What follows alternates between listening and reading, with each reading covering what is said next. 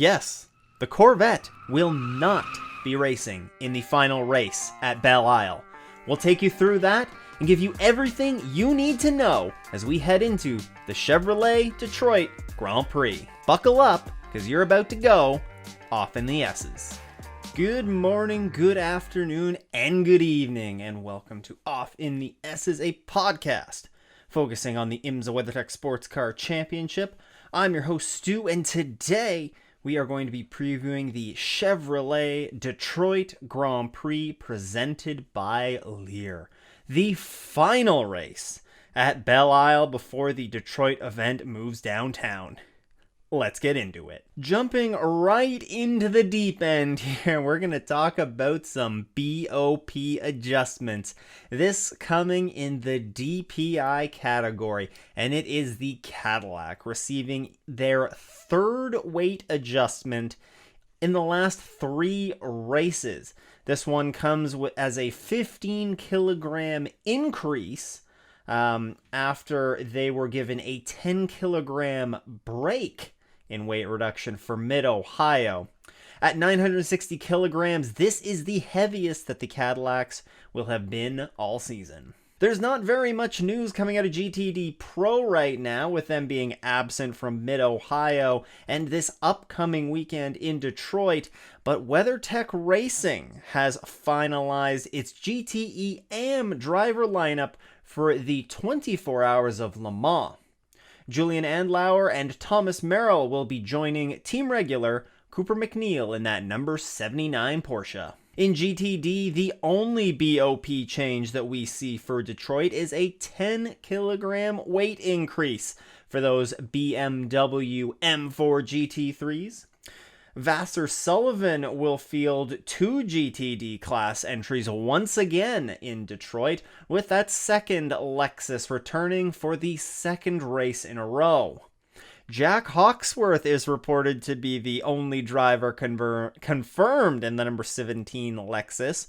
Well, or he was, after he was later ruled out for this weekend's Detroit race as he sustained an injury in a motocross accident. Yes, a motocross accident. Hopefully he was at least racing. Ben Parnacote, though, is set to pilot the Vasser Sullivan number 17, and Vasser Sullivan has yet to confirm who the co-driver will be for Saturday's 100-minute race, as Richard Heistand is he's understood to be prioritizing the 24 Hours of Le Mans and his commitments this weekend with the testing day that they have. So going to be interesting to see who Vasser Sullivan pulls out of the woodwork here, but I'm sure they're going to find somebody very competitive for that Lexus entry.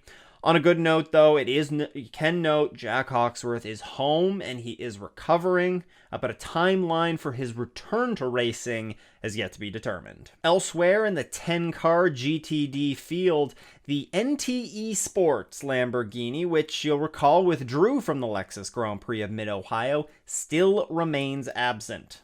The Inception Racing entry is also not going to be there, with the squad having a double duty conflict already, not even taking Imsa into consideration here.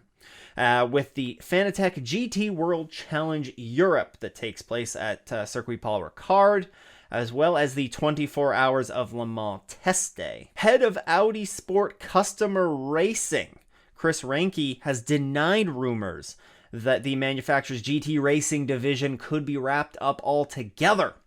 Although he did say that the activities are going to be realigned more to focus on electric vehicles. Audi is said to be aggressively targeting electrification as a brand strategy, and it has stated that it will be only launching new models with electric drive systems into that global market by 2026. Of course, recently rolled out is the Audi R8 LMS GT3 Evo 2, as well as the updated RS3 LMS TCR model that races in the Michelin Pilot Challenge. Of course, you'll recall there's no Audis on the grid in Imsa this season, largely due to the poor customer service, I guess, that they essentially received.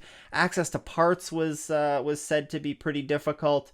So we'll see if Audi just might be starting to peter out on that GT side. We'll have to wait and see. Of course, with their recent announcement, their Formula One announcements and everything, and the shutting down of their LMDH program, it's going to be interesting to see where they go in their realignment within the racing world. On the flip side, though, the Mercedes AMG camp has outlined the manufacturer's future trajectory in GT3 racing with the prospect of a new model arriving in 2025. Of course, the Mercedes AMG GT3, kind of iconic in the world of GT3 racing, and it made its global debut with customer teams in 2016, given a recent Evo update in 2020. They're saying they're going to stick with it until at minimum 2024, and then in 2025, a new amalgamation period begins, and it's going to be a good chance for them to look at the development of a new car.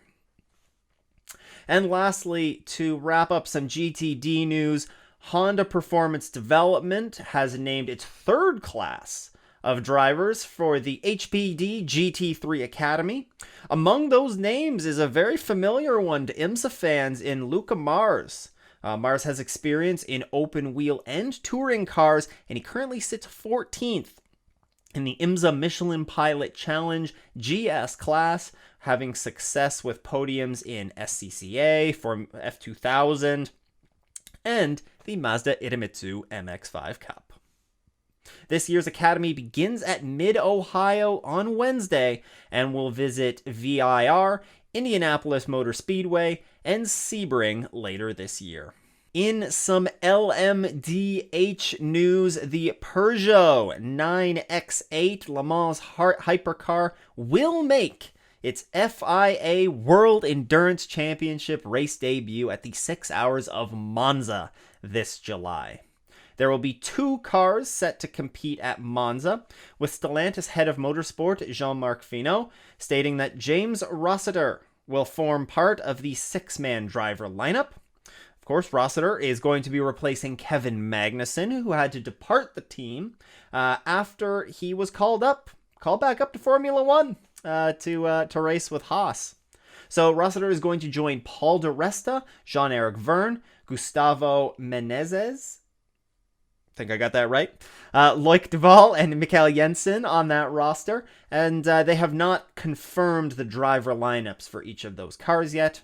Rossiter has been a key member of that Peugeot LMH simulator track testing work. He's been involved pretty much since day one with them, and Monza is going to be his first World Endurance Championship outing since the 2018 round at Shanghai in the LMP1 category. If you're enjoying Off in the S's, hit that like and subscribe button. Helps us out. We got great coverage of the 6 Hours of the Glen coming up, as well as CTMP. I am going to be there, so there's going to be some more content coming up. You don't want to miss it. All right, let's get into a little bit here about the track that we're going to be racing on this weekend. The Raceway at Belle Isle Park has been hosting IndyCar races since 1992, back when it was known as the Kart Series.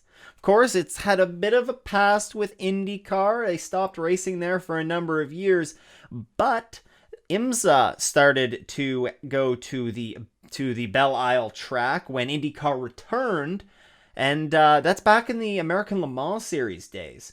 And since then, Imsa has run at the track 11 times, been a bit of a staple, and it's a great little venue, beautiful island that it's situated on.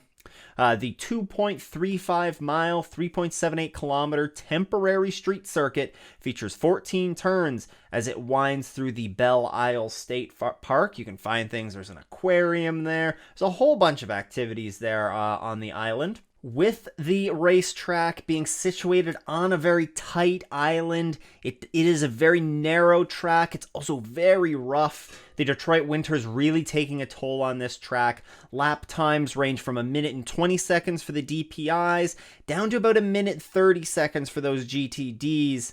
And the narrow and bumpy nature of this circuit will not allow for very many passing opportunities. So you're going to see some beating and banging to get passes done. There's no doubt about that. You're going to see cars banging into the wall. You're going to be seeing There's going to be action, despite there not being too many great passing opportunities. But one spot that you can look out for some passing opportunities, the 90-degree turn 3 and heading into turn 7. Both at the end of reasonably length straightaways, the two longest straightaways that we see on this track. There's some decent passing opportunities to go into those corners.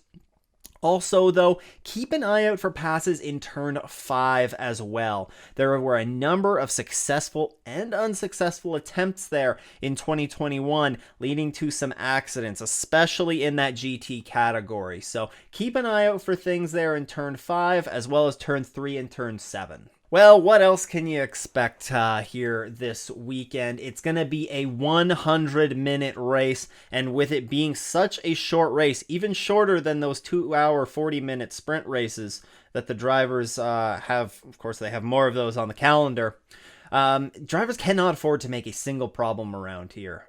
Can't put a foot wrong anywhere. There's no room for error around this track. If you make a mistake, you're in the wall, and any incident that you have is probably going to rule you out of contention that day. It is going to be a great day for racing in Detroit, though. Temperatures are forecasted to be in the low 70s, about 23 degrees Celsius on race day, and no risk of rain, so you don't have to worry about that. The one thing these drivers aren't really going to have to worry about as much this year either is traffic. This year, we will see 16 cars take to the track, which is down from 20 entries in 2021. They're going to be spread across 2 classes, with 6 being in the DPI category and 10 GTD entries. Full entry list, by the way, you can find that in the show notes. In 2021, there were 66 laps turned by the victorious Cadillac Chip Ganassi Racing entry of Renger van der Zande and Kevin Magnussen. Meanwhile, in GTD, it was the number 23 Heart of Racing Aston Martin of Romain D'Angelis and Ross Gunn that took the victory there. Heading into the point standings now. For the DPI category, it is the number 10 Konica Minolta Acura. The Wayne Taylor Racing entry, they lead the way in DPI with 1,707 points. Number 60 Meyershank Racing entry is in second, not too far behind with 1,675 points.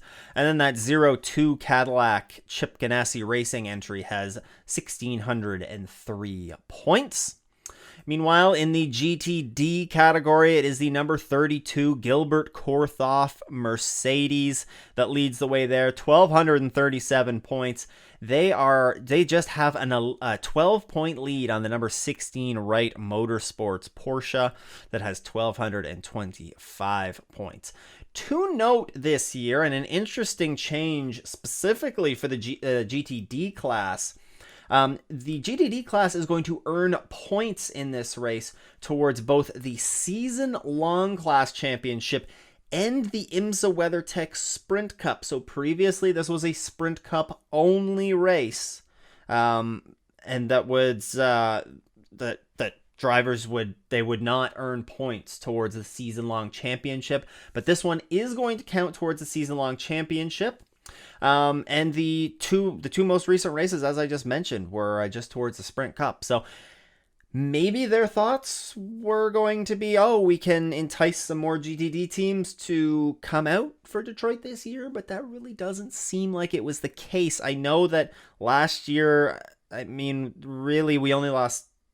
There were 2 of the Corvettes that were in the GTE field, or the GTLM field, pardon me, at that time, but yeah, a loss of 4 cars from last year. It a little bit disappointing to see, but maybe when it returns next year for the race in downtown Detroit, that'll be a little bit different. We'll have to wait and see. Well, there's not going to be that much IMSA racing that's on this weekend. We'll get into that schedule in just a second, but there is going to be some other racing on to keep you entertained. Formula E is in Jakarta.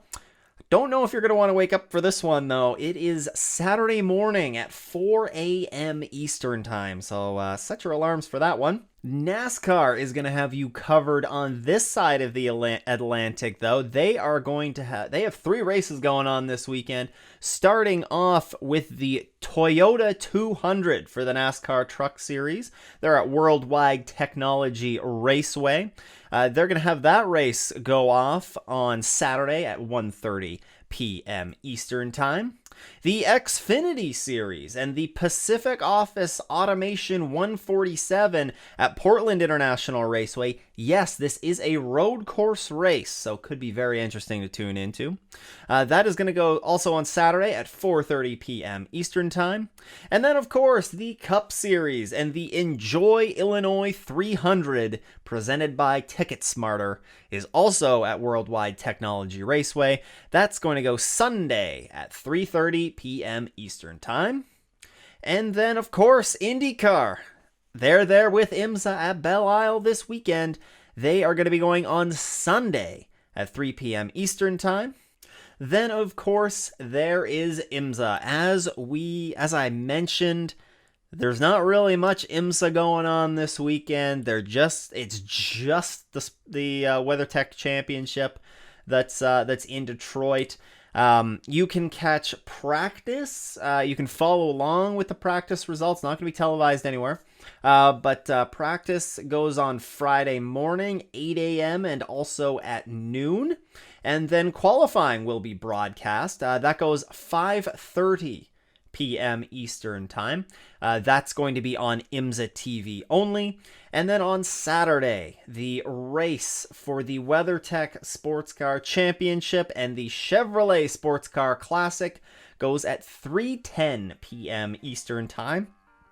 You can catch that on Peacock, USA, and IMSA TV. You may have everything that you need to know about this weekend's race in Detroit, but you need a little refresher on just IMSA as a whole.